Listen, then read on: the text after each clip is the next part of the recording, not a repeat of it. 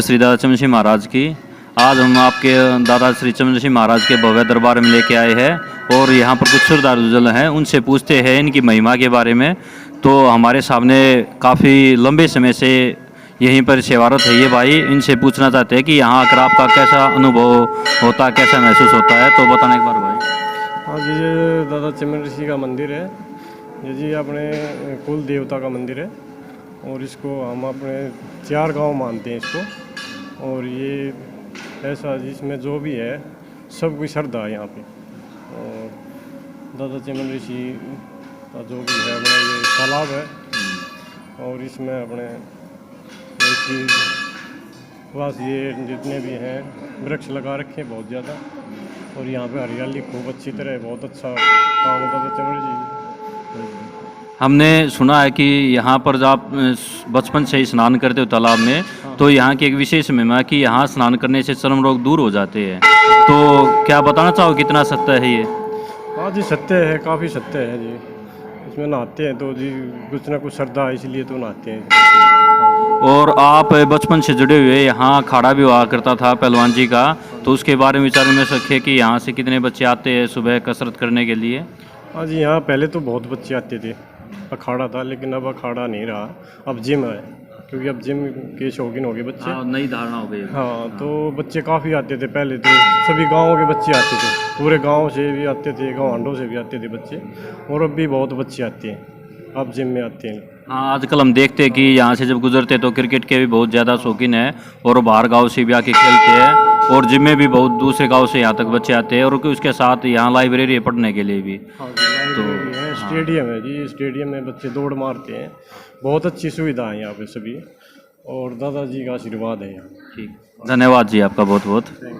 और ये भाई जुड़ने वाले हमारे हमसे अनिल, जो चौसाला से है, अपने दादा चमन सिंह का आश्रम वहाँ भी है और वहाँ की जो महिमा है उनके बारे में और यहाँ की महिमा के बारे में हम इनसे जानना चाहेंगे कि यहाँ आकर आपको कैसा अनुभव होता है। तो अनिल भाई साहब बताना एक बार। नमस्कार। जय श्री चमन ऋषि महाराज, जय माता सुकन्या, और आप के चैनल के सभी दर्शकों को मेरी राम राम, जय राम। राम राम जी। तो जैसे कि हितेश भाई, मैंने आपने पिछले अपने दर्शक से एक क्वेश्चन किया था कि महिमा के बारे में, उस भाई ने थोड़ा मतलब कि मैं उस पर आपका दोबारा करूँगा। यदि इनकी महिमा ना की जाए तो शब्दों में तो बयां ही नहीं हो सकती। और जैसे ये अपने ब्रह्मदेव वो हैं, उनके पुत्र हैं भृगु के पुत्र हैं ये, मतलब के श्री चमन ऋषि महाराज। और इसका वर्णन है ना हमारे रामायण में भी मिलता है, जितने भी अपने वेद शास्त्र हैं उनमें सभी का इसका वर्णन बहुत अच्छे से मिलता है। और इन्होंने जो तपस्या की है उसकी मिसाल मतलब एक अलग से है। एक बार डोसी की पहाड़ी पर मतलब इन्होंने, इनका एक वो आता है, मतलब कि हाँ वृतांत है, उसके अंदर इन्होंने इस प्रकार से तपस्या की कि इन्होंने खुद को भी मतलब पता नहीं चला कि इनका शरीर की क्या भूमिका है, क्या दशा हो गई है। तो इनका जो शरीर था बिल्कुल एक दिम्म की, एक मिट्टी का ढेर बन गया था, मानो एक आँख शेष रह गई थी जो एक चमकीले मोती की तरह थी। और वहाँ पर राजा श्रियाती होते थे और उनकी पुत्री के साथ, वो माता सुकन्या का रूप है जो आप, उनकी पुत्री के साथ वो वन में गए हुए थे। और वहाँ पर उन्होंने जाकर देखा, उसकी पुत्री अपने सखियों के साथ वहाँ देखा उन्होंने, एक टिल्ले में चमकीले 2 मोती टाइप जगमगा रहे थे। उन्होंने एक तिनके साथ उनको निकालना चाहा, तो जैसे उन्होंने उनको तिनका लगाया तो ऋषि के आंखों से, वो जबकि आंखें थी, उसकी आंखों से रक्त निकलना शुरू हो गया। तो उसका पता किया कुल गुरु ने, उन्होंने मतलब के जो श्रियाती राजा था उसका कुल गुरु से उनका पता चला कि यहाँ पर कोई महात्मा है जो सेवा कर रहे हैं और उनके साथ कुछ अनहोनी हो गई है। तो जैसे भी वो सारा वृतांत माता सुकन्या ने बताया और पता चला कि ये तो राजा और ऋषि थे, चमन ऋषि थे, उनकी आंखें इनके द्वारा मतलब कि नष्ट हो गई है। तो उसके बाद माता सुकन्या ने प्रण लिया कि मैं इस ऋषि की सेवा में लगूंगी और इनको ही मैं पति स्वरूप में स्वीकार करूंगी। लेकिन चमन ऋषि ने भी इसका विरोध किया और राजा श्रीयाति ने भी कि आपकी आयु क्या है और इनकी क्या है। लेकिन माता सुकन्या का दृढ़ निश्चय था कि मैं तो इनकी सेवा ही करूंगी। तो उसके बाद फिर क्या होता है कि उन्होंने देखा इसकी भक्ति भाव को, तो उन्होंने अपने दिव्य शक्ति द्वारा एक ऐसा खेल रचा कि अपने आप को युवावस्था में लाने का। उन्होंने दो वो थे सर मुनि थे, उन्होंने मुनि द्वारा एक औषधि तैयार करवाई। उस औषधि का नाम था चमन प्रकाश, कि चमन ऋषि की काया में एकदम से प्रकाश आ गया, जिसको आज हम चमनप्राश के नाम से जानते हैं। वहीं से मतलब कि चमनप्राश की उत्पत्ति हुई और इनका शरीर बिल्कुल एक युवा अवस्था में आ गया था। और उसके साथ मतलब कि फिर इन्होंने अपना जीवन यापन किया। और वैसे मतलब कि हर जगह ऋषि मुनि थे, एक स्थान पर इन्होंने तपस्या नहीं की। ये चलते फिरते रहते थे, भारत के कोने कोने में इन्होंने तपस्या की है। और यदि दूसरे देश की बात करें, नेपाल में भी इनका एक मंदिर है, बहुत बड़ा आश्रम है, मतलब कि बहुत अच्छा सुंदर है। और हिमालय में भी इन्होंने तपस्या की है। उधर नर्मदा नदी के तट पर मैं भी मतलब कि इनके कई स्थानों पे जाए हैं। और यहाँ पर खरावड़ में भी लगभग 2014 से हम यहाँ से पता चला था हमको, और वहीं से आ रहे हैं मतलब कि मैं या फिर मेरे साथी, मेरे गाँव के कोई न कोई। और हमारे गाँव चौसाड़ा में भी इसका मंदिर है, बहुत भव्य मंदिर है। और उसकी बात करी जाए तो बहुत दूर दूर से सर वहाँ पर भगत जन आते हैं। तो मैं तो यही कहूँगा आपके चैनल के माध्यम से कि एक बार चमन ऋषि के मंदिर जहाँ पर भी है, एक बार हमने वहाँ पर अपना माथा टेकाना चाहिए और अपनी भक्ति भाव और उनके भी दर्शन करने चाहिए। जय चमन ऋषि। जय हो दादाजी की। जैसे कि आप लोगों को पता चला है कि इन्होंने बड़े अच्छे विचार रखे और बताया भी कि हमें दादा चमन ऋषि महाराज की जो चौन प्रकाश है, उनके जीवन के वृत्तांत पर भी चौन प्रकाश के ऊपर भी प्रकाश डाला है और उनके जीवन के बारे में बताया है। तो हम चाहेंगे कि जितने भी हमारे भक्तजन है, श्रद्धालु भाव है, वो इस चैनल से जुड़े और अपने यहाँ पर जितने भी जो मंदिर है दादाजी के, जिनको हम नहीं जानते, उनके बारे में ज़रूर बताए, अपना प्रकाशन बताए, यहाँ पर कमेंट करें, ताकि हम भी वहाँ पर जा पहुँच सके और अपना जो मस्तक उनके चरणों में झुका सके। तो बड़ा ही धन्यवाद है। एक बार और एक प्रश्न पूछना चाहेंगे हम अनिल भाई से, इनके मन में जो विचार है बताना भाई। उसमें सर ये क्या रहता है, अपने जो चौसाड़ा में मंदिर है, उसमें हमारे गांव में 4 मेले लगते हैं। शिवरात्रि के बाद जो चांदना रविवार आता है, शिवरात्रि के बाद रविवार आता है चांदना, उसमें लगातार 2 मेले लगते हैं। जैसे 2 फागुन में लगते हैं, 2 सावन मास में लगते हैं। जो सावन वाले मेले हैं वो उसमें भारी संख्या में मतलब आते हैं और श्रद्धा है, मतलब दूर दूर से जोत लगाते हैं। और वहाँ पर श्री चमन ऋषि युवा सेवा संगठन के नाम से गांव के बच्चों ने मतलब जो आप देख भी रहे हैं, मैं उसी का एक सदस्य हूँ, एक छोटा वो है। तो वहाँ पर मेले की व्यवस्था करते हैं, भगत जनों की मतलब सहायता, जो भी मतलब बाहर से आते हैं उनकी व्यवस्था में मतलब कुछ योगदान देते हैं। और गांव के मतलब हर घर में एक सेवादार है। हर मतलब मेले वाले दिन बाहर से आने वाले के लिए कोई किसी रूप से सेवा कर रहा है, लेकिन हर घर सेवादार है वहाँ का। तो मैं यही चाहूँगा आप चौसाड़ा में आओ, और आना तो आप लोगों ने मतलब हर दाम पे है, जाना हर दाम पे है, लेकिन चौसाड़ा में मैं विशेष रूप से आमंत्रित करता हूँ। धन्यवाद अनिल जी।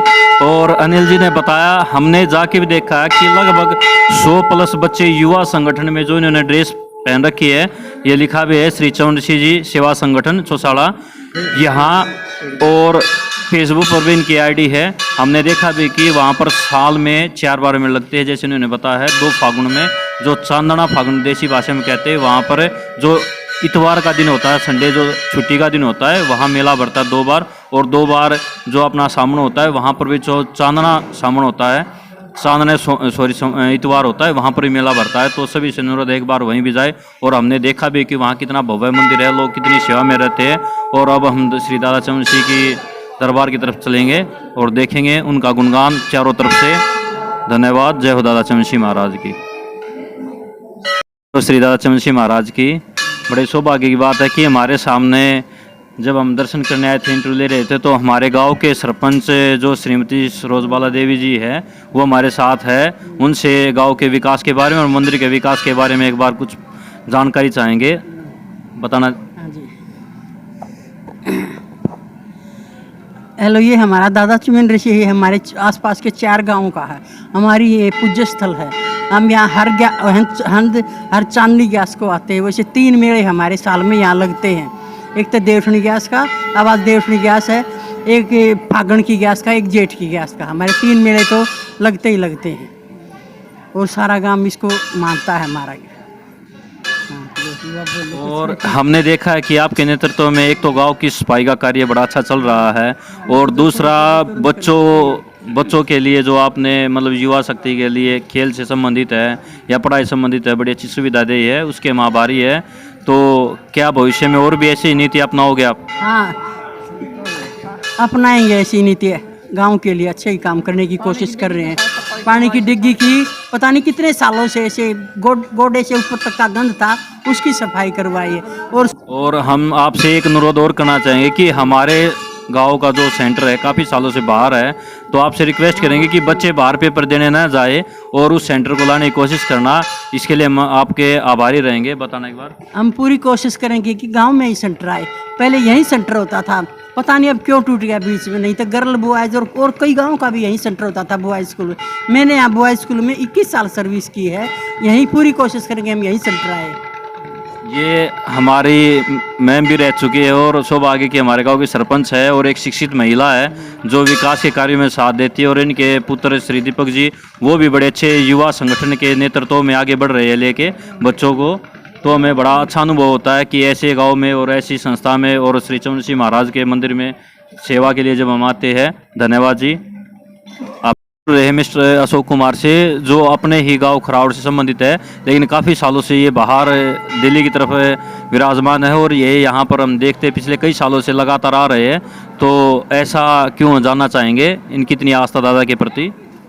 दादा के प्रति हमारी बहुत आस्था है। बचपन से ही हम यहाँ पे खेलते कूदते थे, नहाते थे तालाब में, और जब भी गैस आती है तो हर गैस को हम यहाँ पे आते हैं प्रसाद चढ़ाने, और हमारा बहुत आस्था है यहाँ पे। आस्था तो है ही, जब गांव से हैं तो जुड़े हुए हैं, तो बचपन से खेलते थे यहाँ पे, नहाते थे भी पानी में, और हर गैस पे हम आते हैं यहाँ पे।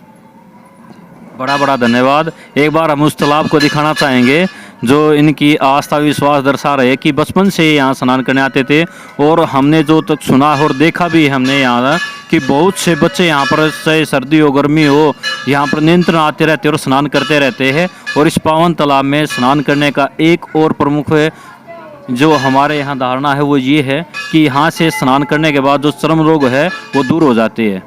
उसके लिए कई श्रद्धालुजन यहाँ पर प्रसाद लेके आते हैं, जो इच्छा हो 10-20 उनकी इच्छा है, और साथ में कुछ झाड़ू ले आते हो चढ़ाने के लिए। तो जैसा जिस भाव का हो वो चढ़ा देता है यहाँ प्रसाद में। तो ये कोई ज़रूरी नहीं है लेके आओ, श्रद्धा से जो आता है स्नान करता है उसका भी उतना ही फायदा होता है जितना और लोगों का होता है। धन्यवाद। जय। एक और अनुरोध है, जो श्री चमन महाराज के तालाब में स्नान करते हैं, जो बाहर से आते हैं, गांव के नहीं, क्योंकि गांव को पता है जो व्यक्ति बाहर से आते हैं वो अपने वस्त्र यहीं छोड़ जाते हैं। तो हम उनसे अनुरोध करेंगे कि कृपया अपने वस्त्रों को साथ ले जाए, यहाँ रखने की कोई ज़रूरत नहीं है। आप उन वस्त्रों को गर्म पानी में साफ़ करके अच्छी तरह से दोबारा पहन सकते हो, कोई आपत्ति नहीं है। बस उसके लिए गर्म पानी से और कीटाणुनाशक ऐसे साबुन से धोने के बाद या सर्फ से आप उसको दोबारा धारण कर सकते हो। तो कृपया साफ़ सफाई का आप स्वयं भी और हमारा भी ध्यान रखें। और एक बार अशोक जी के पास दोबारा जाएंगे कि आपको यहाँ आने के बाद कितनी खुशी महसूस होती है? यहाँ आने के बाद हमें बहुत खुशी महसूस होती है, बड़ा रिलैक्स होता है, साफ वातावरण है, खुला है। हम तो ये चाहते हैं कि हम दिल्ली से जब भी आएँ, जब भी यहाँ घूम फिर के जाएँ, आराम करके बैठ के जाएँ, कुछ अपना थोड़ा सा टाइम जो है यहाँ पे दे के जाएँ, और बहुत अच्छा लगता है। बहुत बढ़िया वातावरण है, बहुत सब खुला खुला है। यहाँ आके तो बिल्कुल एकदम ऐसा हो जाता है, आनंद आ जाता है हमें बहुत। जी। धन्यवाद। आपने देखा होगा इनके हाव भाव जिस प्रकार से ये हमारे सामने रख रहे हैं कि कितनी खुशी होती है, और ये अपने साथ अपनी फैमिली को ले गए आते, उनको भी बड़ी खुशी होती है। हम चाहेंगे कि आप जो हमारे यूट्यूब चैनल से जुड़ रहे हैं, जो देख रहे हैं, वो सभी भक्तजन यहाँ आए और एक बार यहाँ पर अपने जो पावन पवित्र चरण रखे जाए, इस धाम से आशीर्वाद लेके जाए श्री चंद्र सिंह महाराज के चरणों में जब आप मस्तक झुकाओगे तो आपको खुद ही अनुभव ये महसूस हुआ कितनी खुशी होती है, आपकी मनोकामना कैसे बड़ी शीघ्रता से पूरी हो जाती है। जय हो दादा चमन सिंह महाराज की जय।